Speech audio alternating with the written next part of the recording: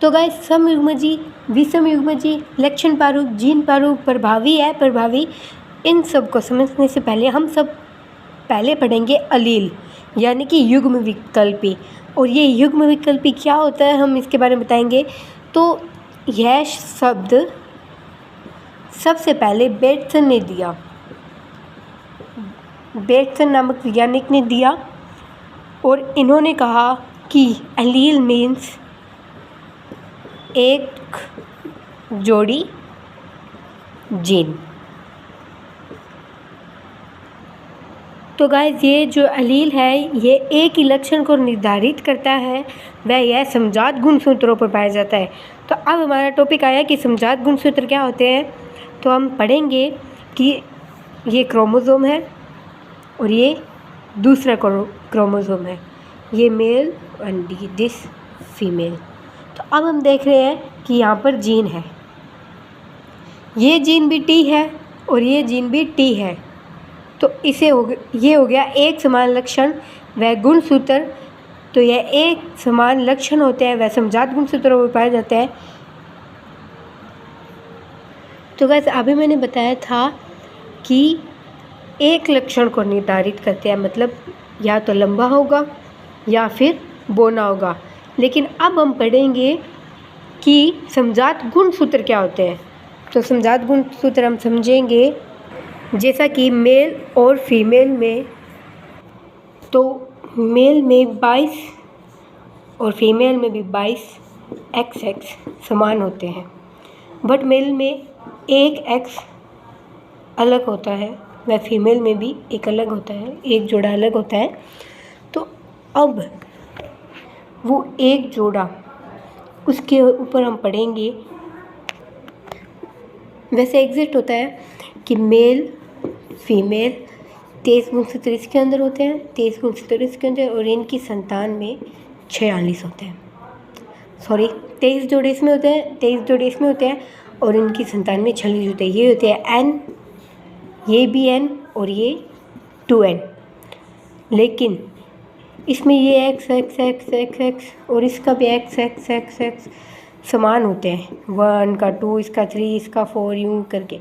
But इसका एक X और इसका भी एक जोड़ा समान नहीं होते हैं।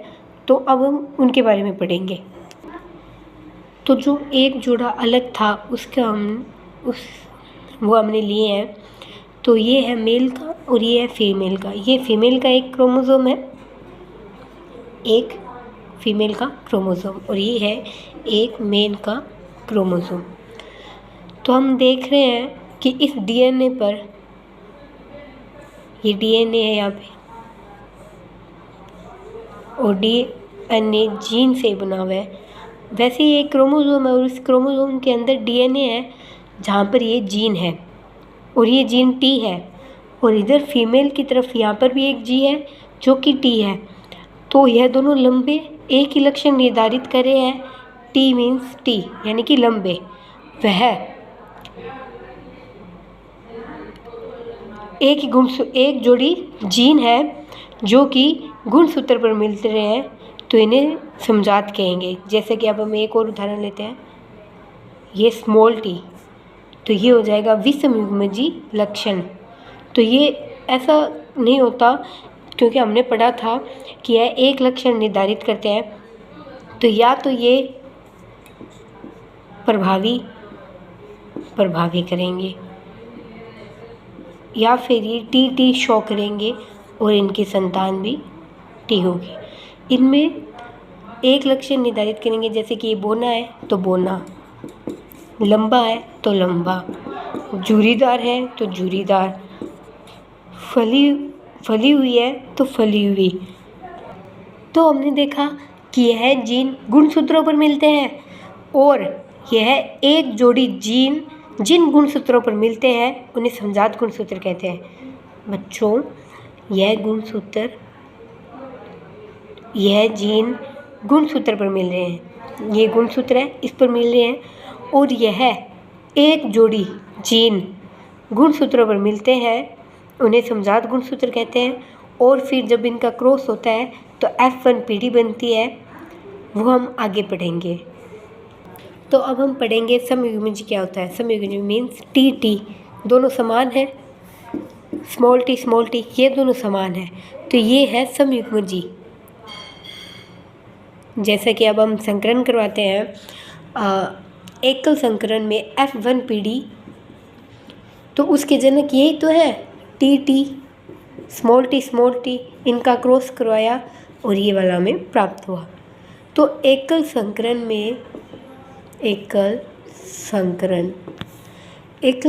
में ये जो है ये समयुग्मजी और इनसे हमें जो ये प्राप्त हुआ ये है विषमयुग्मजी, क्योंकि इसमें दो एक से हैं, एक समान है और ये दोनों भी एक समान है, लेकिन जब इनकी संतति प्राप्त हुई है उसमें एक बड़ा है और एक छोटा है। अब एक बार हम इन्हें बड़ा छोटा कह रहे हैं, बाद में हम पढ़ेंगे कि बड़ा छोटा क्या है। तो हमें ये संतति विषमयुग्मजी प्राप्त हो रही है, तो टी समयुग्मजी, ये भी समयुग्मजी, और जब यूँ लिखा हुआ हो तो वो विषमयुग्मजी होता है। तो अब हम देखेंगे प्रभावी और अप्रभावी। प्रभावी वो होता है जो अपना लक्षण शो कर देता है, जैसे कि F1PD में हमने किया, तो अब ये है प्रभावी और ये है अप्रभावी। तो इसमें क्या हुआ, जब F1PD में हमने क्रॉस करवाया तो यह है प्रभावी है, ये प्रभावी था, ये प्रभावी है और ये भी प्रभावी है। तो F1PD में जनक भी प्रभावी होते हैं और इनके क्रॉस करवाने पर हमें जो संतति प्राप्त होती है वह भी प्रभावी है। तो अब आप पूछोगे कि अप्रभावी क्या होता है, जैसे कि ये समयुग्मजी प्रभावी, विषमयुग्मजी, यह विषमयुग्मजी अप्रभावी, यह समयुग्मजी अप्रभावी और यह विषमयुग्मजी प्रभावी है। प्रभावी वो होता है जो अपना लक्षण शो कर देता है और अप्रभावी वो होता है जो प्रभावी के नीचे दब जाता है और अपना लक्षण शो नहीं कर पाता है। जैसे कि अब हम देख रहे हैं कि F1PD में ये प्रभावी है, ये अपना, और जो स्मॉल टी था वो अपना लक्षण शो नहीं कर पाया, तो यह अप्रभावी है और ये जो M1 संतति है ये लंबी होगी। तो अब हम इसके F2 संतति देखते हैं। तो F2 संतति में हम देखते हैं, अब हम इसका स्वपरागण कराएंगे, तो हम देखते हैं टी स्मॉल टी और एक मिनट। तो हमने देखा कि F1PD में हमें ये संतति प्राप्त हुई। अब इसका हम F2PD ज्ञात करने के लिए इसका हम स्वपरागण कराएंगे। तो स्वपरागण में ये जो क्षैतिज है ये फीमेल है और ये जो ऊर्ध्वाधर है ये मेल है। तो अब हम देख रहे हैं कि टी और टी का क्रॉस कराने पर हमें कैपिटल टी और इसका क्रॉस करने पर ये, फिर इसका और इसका क्रॉस करने पर ये और ये। तो अब हम देखेंगे कि ये समयुग्मजी है, ये विषमयुग्मजी है, ये विषमयुग्मजी है, ये समयुग्मजी है।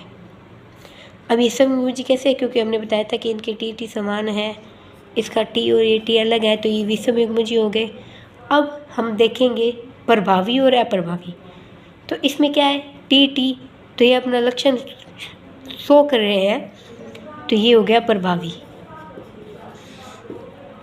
इसमें इन दोनों अपना लक्षण शो करेगा टी, तो ये भी है प्रभावी, ये भी प्रभावी और ये भी है प्रभावी, क्योंकि ये इस बार अपना लक्षण शो कर रहा है कि यह बोना है, इसके अंदर ये अपना लक्षण शो नहीं कर पाया था। तो जैसे कि आप समझिए कि प्रभावी किसे कहते हैं, ये समयुग्मजी प्रभावी है, ये विषमयुग्मजी प्रभावी है और ये समयुग्मजी प्रभावी है।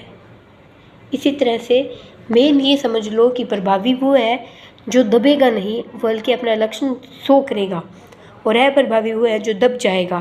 तो F1PD में अप्रभावी दब चुका था, उसने अपना लक्षण वो अपना लक्षण बता नहीं पाया हमें। और जब हमने F2PD ज्ञात की तब हमने देखा कि प्रभावी भी अपना लक्षण बता तो रहे हैं, क्योंकि प्रभावी तो बताएंगे, लेकिन जो अप्रभावी दब चुका था, अपना लक्षण शो नहीं कर रहा था, वो F2PD में हमें अपना लक्षण बता रहा था। अब हम इनके देखेंगे लक्षण प्रारूप और जीन प्रारूप। लक्षण प्रारूप जो हमें आंखों से देखने पर हमें दिख जाते हैं, और जीन प्रारूप वो उसके अंदर अब हम लक्षण प्रारूप में क्या देख रहे हैं, ये लंबा है, टी टी मतलब प्रभावी है, तो ये क्या है, लंबा, और इसमें प्रभावी अपना लक्षण शो कर पा रहा है तो ये भी क्या है, लंबा। इसमें प्रभावी अपना लक्षण शो कर पा रहा है तो ये भी है लंबा। अब ये टी टी ये क्या है, बोना।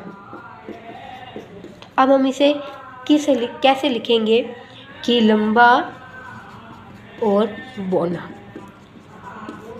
तो लंबे कितने थे, 1 2 3, तो 3:1 इसका हो गया लक्षण प्रारूप, जो कि हमें आंखों से देखने पर पता चला कि भाई इतने लंबे हैं और इतने बोने हैं।